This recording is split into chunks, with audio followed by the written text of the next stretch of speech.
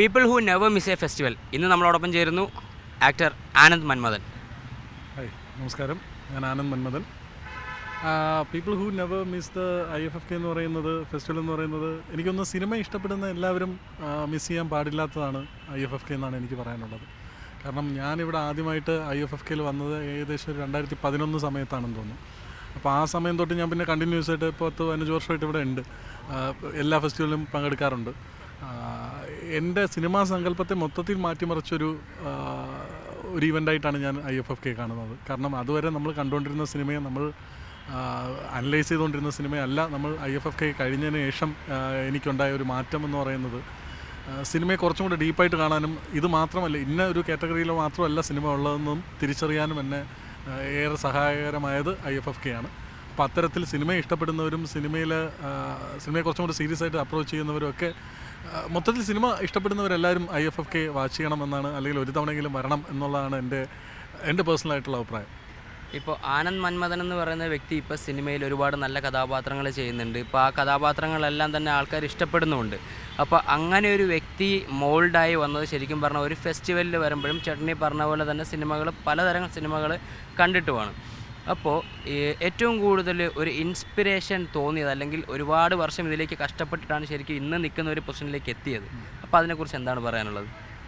അല്ല, അത് നമ്മൾ ഈ കഷ്ടപ്പാടെന്ന് പറയുന്നതും ഈ സ്ട്രഗിൾ എന്ന് പറയുന്നതും ഇതിൻ്റെ കൂടെപ്പിറപ്പാണ്. അപ്പോൾ ഈ സിനിമ അഭിനയം എന്ന് പറഞ്ഞ് നമ്മളിങ്ങനെ നടക്കാൻ തുടങ്ങുമ്പോഴും ഇതിൻ്റെ ഭാഗമാണ് ഈ സ്ട്രഗിളൊക്കെ. അപ്പോൾ ആ സ്ട്രഗിൾ ഞാൻ ഭയങ്കരമായിട്ട് എൻജോയ് ചെയ്തിട്ടേ ഉള്ളൂ. ആ സ്ട്രഗിൾ വേണം ഒരു ആക്ടറിനെന്നാണ് എനിക്ക് തോന്നിയിട്ടുള്ളത്. അത് കുറച്ചും കൂടെ നന്നായിട്ട് കാര്യങ്ങൾ മനസ്സിലാക്കാനും, കഥാപാത്രങ്ങളെ മനസ്സിലാക്കാനും, സാഹചര്യത്തിനെ മനസ്സിലാക്കാനും ഒക്കെ അത് സഹായിക്കുമെന്നാണ് എനിക്ക് തോന്നുന്നത്. അത് ഈ IFFK ബന്ധപ്പെടുത്തി പറയുകയാണെങ്കിൽ നമ്മളറിയാത്ത പല സാഹചര്യങ്ങളും, പല രാജ്യങ്ങളും ദേശങ്ങളും കഥാപാത്രങ്ങളൊക്കെ നമുക്ക് IFFKയിലുള്ള സിനിമകൾ വഴി നമുക്ക് കാണാൻ പറ്റും. അല്ലാതെ നമ്മൾ ചിലപ്പം അങ്ങനത്തുള്ള സിനിമകളൊന്നും കണ്ടെന്ന് വരില്ല. വല്ല റിമോട്ട് ഏരിയയിലുള്ള, അല്ലെങ്കിൽ നമ്മൾ ഒരിക്കലും എത്തിപ്പെടാൻ സാഹചര്യമില്ലാത്ത ഇടങ്ങളും ദേശങ്ങളും ഒക്കെ നമ്മൾ ഇതുവഴി കാണുകയാണ്, അവരുടെ കഥാപാത്രങ്ങൾ അറിയുകയാണ്. അപ്പോൾ ഇങ്ങനെയുള്ള ഇമോഷൻസും ഉണ്ടെന്ന് നമ്മൾ അറിയുകയാണ്. അതൊക്കെ ഒരു ആക്ടർ എന്നുള്ള നിലയിൽ നമ്മളെയൊക്കെ ഒരുപാട് സഹായിച്ചിട്ടുണ്ട്. ഇപ്പം നമ്മളൊരു സാധാരണ കുടുംബത്തിൽ നിന്ന്, അല്ലെങ്കിൽ സിനിമ സ്വപ്നം കാണാൻ കഴിയാത്ത സാഹചര്യത്തിൽ നിന്ന് സിനിമയിലേക്ക് വരുമ്പോൾ ഒരുപാട് ആൾക്കാർ നമ്മളെ, ലൈക്ക് ഫാമിലിയിൽ നിന്നാണെങ്കിലും പുറത്തുനിന്നാണെങ്കിലും ഒരുപാട് ആൾക്കാർ തളർത്താനായിട്ടുണ്ടാവും. ലൈക്ക് എടാ നീ ഇത് ചെയ്തുകൊണ്ട് ശരിയാവോ, എത്ര കൊല്ലം കൊണ്ട് നടക്കുന്നു, ലൈക്ക് എന്താ നമുക്ക് പെട്രോൾ അടിക്കാൻ പോലും കാശുണ്ടാവാത്ത സാഹചര്യങ്ങൾ ഉണ്ടായിട്ടുണ്ട്. അപ്പോൾ അതിനെ എങ്ങനെയാണ് ഇപ്പം നോക്കിക്കാണുന്നത്?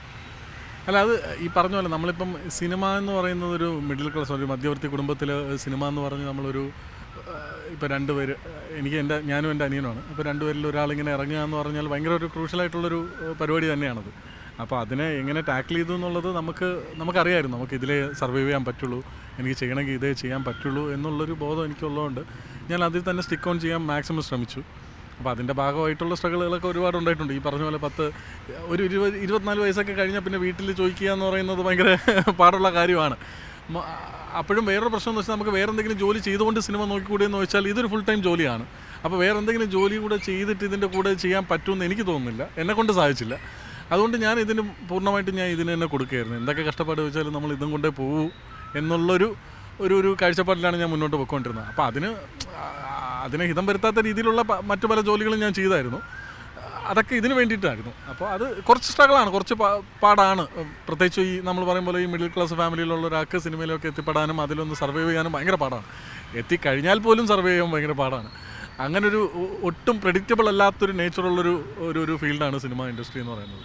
ഇന്ന് സിനിമകളുണ്ടാവാൻ ചിലപ്പോൾ നാളെ സിനിമകളുണ്ടായില്ല എന്ന് വരാം. അപ്പോൾ അതൊക്കെ ഇതിൻ്റെ ഭാഗമാണ്. അപ്പോൾ അതൊക്കെ നമ്മൾ മുൻകൂട്ടി കണ്ടിട്ട് വേണം ഇതിൻ്റെ അകത്ത് ഇറങ്ങിത്തിരിക്കാനും. അത് പ്രതീക്ഷിച്ച് തന്നെയാണ് ഇതിൻ്റെ അകത്ത് നിൽക്കുന്നത്. ചേട്ടനിപ്പോൾ പറഞ്ഞതിൻ്റെ അകത്ത് തന്നെ ഒരു ചോദ്യമുണ്ട്. എന്താണെന്ന് വെച്ച് കഴിഞ്ഞാൽ, ഈ സിനിമയിൽ വന്ന് ഇപ്പം പണ്ടൊക്കെ ആണെങ്കിൽ പറയുമായിരുന്നു, ഒരു സിനിമയിൽ കയറി മുഖം കാണിച്ചു കഴിഞ്ഞാൽ നീ രക്ഷപ്പെട്ടു. പക്ഷേ ഇപ്പോൾ അതല്ല. ഇപ്പോൾ കോമ്പറ്റീഷൻ ഭയങ്കര വലുതാണ്. സിനിമയിൽ കയറി പറ്റിക്കഴിഞ്ഞാലും ഇത് മെയിൻറ്റെയിൻ ചെയ്ത് കൊണ്ടുപോകാമെന്ന് പറയുന്നത് ഒരു വലിയ ബുദ്ധിമുട്ടുള്ളൊരു കാര്യം തന്നെയാണ്. അതെ, അത് ഈ പറയുന്ന പോലെ പണ്ട് ഒരു 90s-ലോ 80s-ൻ്റെ അവസാനം 90s-ലൊക്കെ ഒരു സിനിമയിൽ തല കാണിച്ചാൽ അയാളെ തേടി സിനിമക്കാർ വിളിക്കും, അല്ലെങ്കിൽ അടുത്ത സിനിമയ്ക്ക് വിളിക്കും എന്നൊക്കെയുള്ള. ഇപ്പോൾ അങ്ങനത്തെ ഓപ്ഷൻ ഇല്ല. ഇപ്പോൾ ഇഷ്ടം പോലെ ഓരോ വെള്ളിയാഴ്ചയും ഒരു ലോഡ് പുതുമുഖങ്ങളാണ് വന്നുകൊണ്ടിരിക്കുന്നത്. അതിൽ തന്നെ കഴിവുള്ളവർ ഇഷ്ടം പോലെ വരുന്നുണ്ട്. അപ്പോൾ ഭയങ്കര ടൈറ്റ് കോമ്പറ്റീഷനാണ്. നമ്മുടെ മാർക്കറ്റ് എന്ന് പറയുന്നത് ഭയങ്കര ചെറുതുമാണ്. ബാക്കി സ്റ്റേറ്റ്സിനെ വെച്ച് നോക്കുകയാണെങ്കിൽ നമ്മളും കർണാടകയൊക്കെ ഭയങ്കര ചെറിയ ഇൻഡസ്ട്രിയാണ്. അപ്പോൾ അതിൻ്റെ അകത്ത് ഇങ്ങനെ സർവൈവ് ചെയ്യാൻ ഭയങ്കര പാട് തന്നെയാണ് സത്യം പറഞ്ഞാൽ. അപ്പോൾ നമ്മളെ തന്നെ റീഇൻവെൻറ്റ് ചെയ്തുകൊണ്ടിരിക്കുക, നല്ല കഥാപാത്രങ്ങളെ തേടി പോവുക, അത് കിട്ടുക എന്നുള്ളതും ഭാഗ്യമാണ് സത്യം പറഞ്ഞാൽ. എന്നാലും നമ്മൾ മാക്സിമം ഇതിൻ്റെ അകത്ത് നമ്മളെ തന്നെ റീഇൻവെൻറ്റ് ചെയ്യുക എന്നുള്ള പരിപാടിയാണ് വേണ്ടതെന്നാണ് എനിക്ക് തോന്നുന്നത് ഒരു ആക്ടറായിട്ട് നിലനിൽക്കണമെങ്കിൽ. കാരണം നമുക്ക് ഇയാളിൽ കൊടുത്താൽ ഇയാൾ വൃത്തിയായിട്ട് ചെയ്യും, അല്ലെങ്കിൽ ഇയാൾ എന്തെങ്കിലും ഒരു സാധനം പുതിയൊരു സാധനം കൊടുക്കും എന്നുള്ളൊരു ചിന്ത സിനിമാക്കാർക്കും ഉണ്ടാവണം. എന്നാലും നമ്മളെ തേടി അങ്ങനെയുള്ള കഥാപാത്രങ്ങൾ വരുള്ളൂ. അപ്പോൾ അതിനുള്ള ശ്രമമാണ് ഞാനും ചെയ്തുകൊണ്ടിരിക്കുന്നത്. ഭയങ്കര ടൈറ്റ് കോമ്പറ്റീഷൻ തന്നെയാണ്. അത് നല്ലത് തന്നെയാണ്. കാരണം ഒരാളുടെ മാത്രം കുത്തകയായിരിക്കില്ലല്ലോ സിനിമ, അത് ഇപ്പോഴും അങ്ങനെയാണ്. അപ്പോൾ സർവൈവ് ചെയ്യുക.